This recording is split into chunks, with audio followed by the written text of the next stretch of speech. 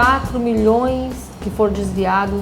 São valores absurdos, valores exorbitantes e que a gente vê que não chega às unidades de saúde. Em 2005, eu resolvi procurar algumas famílias que estavam recebendo esse benefício e acompanhá-las ao longo do tempo. A Paula Lavigne, que é ex-mulher do Caetano Veloso e que representa o Procure Saber, chamou você de encalhada e você de gay. Vocês se sentiram invadidas em suas biografias?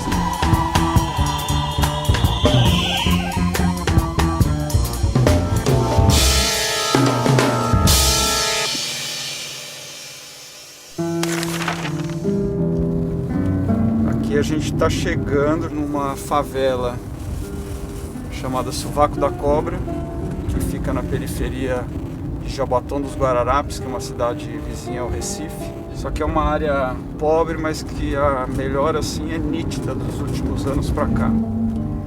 O Bolsa Família está fazendo 10 anos, foi criado a partir da unificação pelo governo Lula de vários programas sociais que existiam desde o governo Fernando Henrique Cardoso. Isso ocorreu em 2003. Em 2005, eu resolvi procurar algumas famílias que estavam recebendo esse benefício e acompanhá-las ao longo do tempo. O lugar escolhido aqui em Pernambuco veio de uma indicação de um amigo aqui de Recife, que dizia que era um dos piores lugares do Brasil em termos de IDH, em termos de infraestrutura aqui no Sovaco da Cobra. Cheguei até famílias que têm tido uma trajetória bastante oposta. A família de Pedro Geraldo Silva é um exemplo de como o programa pode tirar efetivamente pessoas da miséria e ajudar a construir um futuro. Pedro e Micinéia, pais de 4 crianças, são analfabetos, mas preparam pessoalmente todos os dias as crianças para irem à escola, uma das condicionalidades para receber o Bolsa Família. A cada visita ao longo dos últimos anos, houve uma sensível evolução nas condições da família Silva. Todas as vezes, a reportagem fez as crianças lerem um texto e escrever um pequeno ditado. A melhora na educação foi significativa. E aí, como é que estão as coisas aí? A senhora, quando eu comecei a vir aqui, foi em 2005, a primeira vez. Os meninos eram tudo pequeno ainda. A senhora tinha lá o benefício do Bolsa Família, seu Pedro não tinha aposentadoria. Não tinha não. E a senhora reclamava que não podia comer carne sempre, não sei o quê. E aí, hoje em dia, como é que tá? Hoje em dia eu reclamo com o Pedro, por exemplo, a gente vai fazer as compras, né? O problema é que Pedro não bota carne, porque ele bota muita comida. Não é de não, porque a gente tem que botar mais arroz, feijão, Macarrão. E a carne não bota. E a senhora normalmente no dia a dia come o quê? Hoje a gente comprou um fígadozinho. Então hoje tem carne? Hoje tem carne. Eu recebo sempre o salário, 622, não é isso? Isso, é exato. Da aposentadoria. É, da aposentadoria. E o Bolsa? O Bolsa é 166. Eles vivem basicamente de Bolsa Família, uma aposentadoria por invalidez do senhor Pedro e outro benefício do INSS para o pequeno Isaac, que tem síndrome de Down. Cadê o beijo? Dá beijo, dá beijo. Faz assim, vai ligar no chão, quer ver? Faz. Luan, Alan, Vanessa e Isaac. Luan 15, eu 13, Vanessa 12 e Isaac 2. Entendi. Você já está falando inglês, né? Mais ou menos. Fala aí alguma coisa. What's your name? What's your name? The book's on the table. Hã? É. Todas as vezes que eu vim até aqui, fiz um ditado, fiz uma leitura com os meninos e é patente a evolução deles ao longo desses anos. Tenho muitos amigos na 7ª série. Vai escrever, ué. Não é sempre que eu faço a mesma coisa? Eu me chamo Luan, estou na 8ª série e tenho muitos amigos na escola. Tá perfeito. A poucos metros da casa do Silva vive o clã dos Dumont. Na primeira visita, em 2005, eles eram pai e mãe e 8 filhos. 3 anos depois, já eram 13 pessoas, já que as filhas meninas tiveram filhos e acabaram, em sua maioria, abandonando a escola.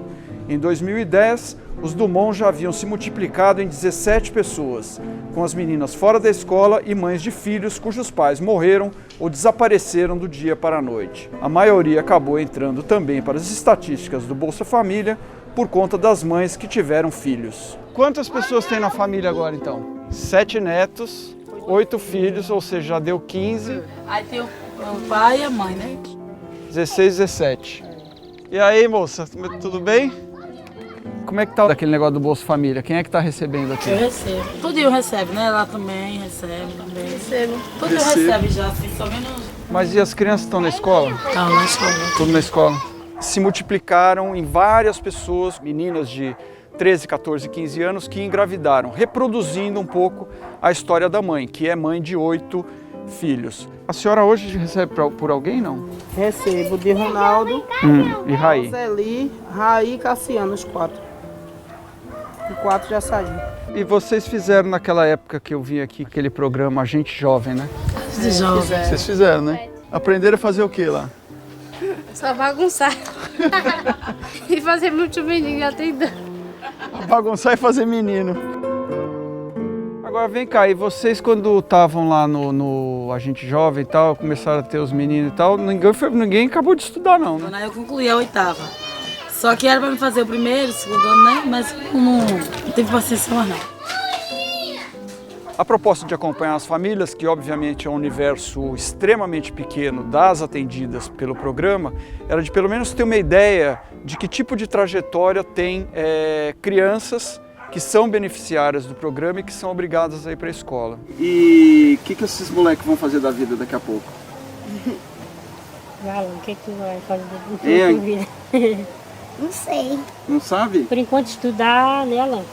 Eu sou engenheiro civil. Engenheiro civil.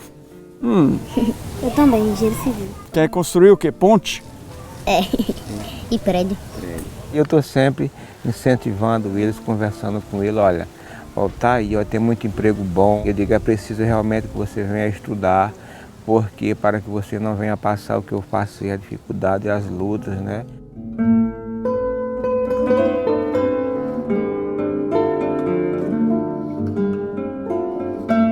Meu casamento, que logo no começo minha casa era de palha, papelão misturado, zinco, de tudo que tinha um pouquinho na minha casa melhorou mais. E com essa Bolsa Família me ajudou muito. Para tu ter uma ideia, depois que a Lei Lula aumentou, a gente não podia comprar um móvel, hoje em dia a gente pode. A gente podia comprar um eletrodoméstico, eu tinha que usar uma coisa e comprar segunda mão. Agora tem até o cartão que estão fazendo, Hoje em né? dia a gente pode, eu nunca tive nenhum cartão para fazer uma compra, hoje em dia eu tenho, graças a Deus eu consegui 2. Né? Compro bem nas minhas coisinhas e pago tudo direitinho, com minha Bolsa Família mesmo eu pago.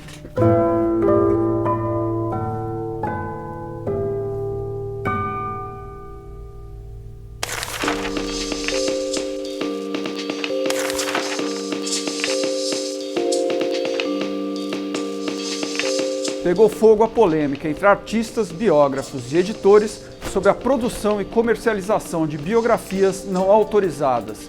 O principal opositor é o grupo Procure Saber, que representa artistas como Chico Buarque, Caetano e Gil, contrário à produção e venda de biografias sem anuência dos artistas. A Paula Lavigne, que é ex-mulher do Caetano Veloso e que representa o Procure Saber, chamou você, Mônica, no Twitter de encalhada, e você, Bárbara, num programa de televisão de gay. Vocês se sentiram invadidas em suas biografias? Óbvio que esse comentário dela foi um comentário ofensivo. Tanto é que depois ela se desculpou. Óbvio que isso incomoda, é óbvio que isso invade. Agora, nem por isso eu vou passar a defender a censura, passar a defender que eles não possam mais falar de mim sem a minha autorização. Eu acho que hoje em dia não existe mais privacidade. Eu acho que a Paula Lavigne, ela foi falar, você me falou, perguntou se eu me senti ofendida dela falar sobre a minha sexualidade. Não é nenhuma novidade, eu me assumi, eu acho que em 1958, né? Eu nasci em 57, então nunca foi segredo de ninguém. E então eu não vejo o que ela tentou fazer, a não ser uma tática diversionista. Ela tentou usar uma tática malufista para não responder as perguntas que a gente estava fazendo no programa Saia Justa para ela. O Maluf me processou várias vezes. Nenhuma vez o Maluf usou desse tipo de expediente comigo. O motivo que eu fiz um artigo bastante vulgar, eu chamei de gente hipócrita, chamei a Paula de gananciosa e tal, foi para dizer que uma democracia plena é aquela em que a gente é obrigado a conviver com uma Bárbara Gância e com uma Paula Lavigne. Tem também gente elegante como a Mônica Bergamo e como o Canzian. Mas você é obrigado, numa democracia, a ter que aturar uma pessoa como eu. Mas eu queria convidar a Paula Lavigne para vir aqui conversar com a gente. Um momento mais tranquilo, mais assentado. Tem um parênteses aqui que eu quero dizer, porque um dos argumentos, a justiça não funciona. A gente tem muitos casos que funcionaram sem apelar para o artigo 20. Por exemplo, o Ronaldo Caiado já conseguiu indenização da editora Planeta, dos autores de um determinado livro, de quase 2 milhões de reais. Tem outros casos de indenização em livros em que a pessoa consegue, inclusive, a correção do que está escrito. Eu conversei com um jurista, Miguel Reale Júnior, que foi o coordenador do Código Civil. E para entender o seguinte, até onde uma pessoa pode ir, o que é a privacidade, daí ele falou o seguinte, ele falou assim, Mônica, um artista, um político, até um jornalista, ou ele faz a sua vida numa relação com o público, então o público tem o direito de saber coisas sobre ele. Agora, é tudo? Não. Por exemplo, o psicólogo do Chico Buarque não pode dar uma entrevista falando sobre o que o Chico Buarque fala, porque isso é íntimo dele e o Chico Buarque não der acesso disso a ninguém. Quando Caetano, Chico e Gil entram, eles entram achando que se tratava só de uma discussão da privacidade de artistas, com exceção do Roberto Carlos, que sabe exatamente o que está fazendo. O Roberto Carlos acha o seguinte, eu sou o dono da minha imagem, você tem uma tese sobre a Jovem Guarda, mas se você botou a minha foto lá, você tem que tirar, porque essa foto vai ajudar você a vender livro e eu não quero. É muito transparente. A nossa amiga, a Paula Lavigne, como representante desse movimento, ela estava, me pareceu assim, o teu filho apanha na escola. Aí você vai lá para consertar a coisa, você vai lá e bate no menino que, sabe, não tem nenhum sentido. Bom, e a gente vai ver um comentário do biógrafo Mário Magalhães, que acabou de ganhar o Prêmio Jabuti nessa área, sobre o assunto biografias. Acho que há dois aspectos nisso. Primeiro, já existe uma legislação que pune calúnia, difamação. Em segundo lugar, me parece razoável se discutir se é preciso tornar a legislação mais rigorosa com crimes relativos à invasão de privacidade. Porém, o que isso tem a ver com censura prévia? Porque a censura prévia ela é antidemocrática. Ela fere os direitos gerais de liberdade de expressão e de informação estabelecidos na Constituição de 88. Não dá o Brasil continuar tendo uma lei que impede que se conte a história de personagens que se tornaram quase todos eles figuras públicas por decisão própria.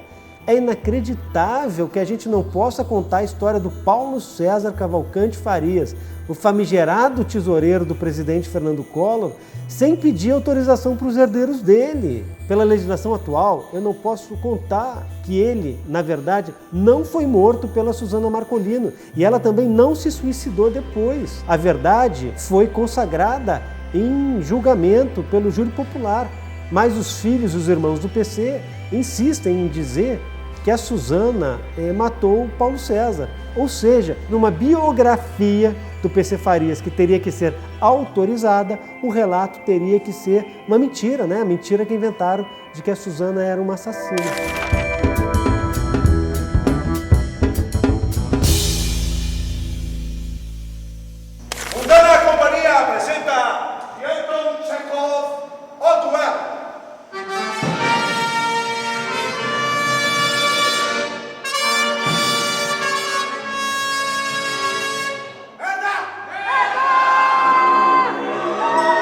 Acho que a gente experimentou muitos caminhos para a gente chegar a esse texto, a essa encenação. E uma característica da nossa peça é que ela não fecha uma cara, sabe? Ela não fecha uma maneira de pensar, de comunicar, que às vezes está assim calcado no realismo mais clássico que se tem, e às vezes ele vai para um lugar mais abstrato, pervertendo um pouco a questão de tempo, mas ele, ao mesmo tempo que ele tem uma coisa grande, tem uma cenografia, mas ele tem uma relação com o público mais estreita, mais íntima, mais próxima.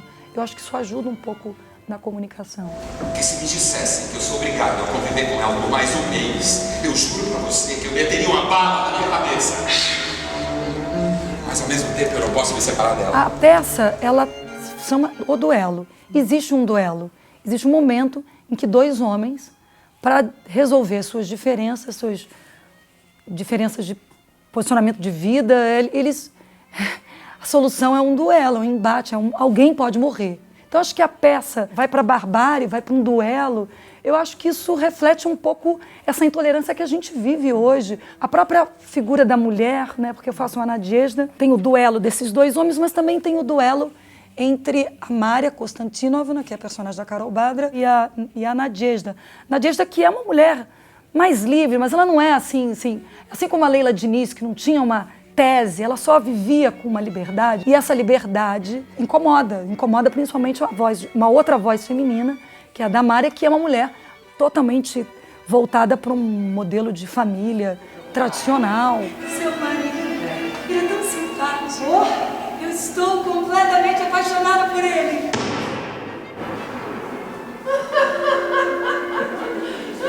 A gente fez um processo de rememoração, isso já no processo de itinerância no sertão do Ceará. Então esse desejo de conhecer, de desbravar, de se afetar, de trocar uma experiência. Na verdade tem aquele estereótipo, né, da precariedade, né, quando tem uma exuberância de natureza, de valor artístico, de valor cultural muito grande.